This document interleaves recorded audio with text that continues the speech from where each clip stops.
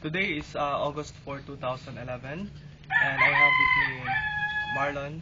And once again, the JDR Mission Partners Incorporated will extend financial assistance to Marlon in the amount of 2,000 pesos for him to pay his school obligation, tuition fee, for him to be able to take his midterm examinations on midterm?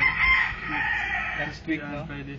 Next Thursday and Friday. He has to pay because there are more than 10,000 students lining up in the Naval State University. So, Marlon, please receive this 1,000, this 2,000 pesos. Pay it for your midterm exam, okay? And please keep the receipt, yung resibo. Okay, and we would like to thank all our mission partners for helping Marlon, and we hope and pray that there will be more good people who can help Marlon. In fact, last week, by the way, a mission partner sent 5,000 pesos for Marlon. We pay it for his board and lodging, his rent and food. We just call him Tita TF. We will not just mention the name. Ayaw niya magpa-mention ng name. So what can you say, Marlon, to Tita TF? Say mo maingon. Maraming salamat, ma'am, sa... Sir po, sir, lucky siya. Maraming salamat, sir, sa pera na ipinadala mo, kasi malaking tulong na yun sa bahay na kayong tinitirahan At niya yun. sa pagkain. Sa pagkain. Okay.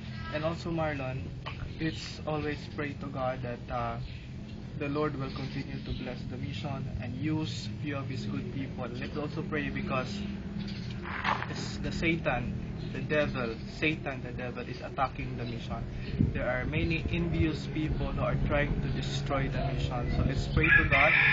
While I'll forgive these people who are constantly attacking the mission because of pride, because of envy, I pray that the Lord will give them a discerning heart, will enlighten them not to destroy the works of the mission, because we are helping the poorest of the poor in this area.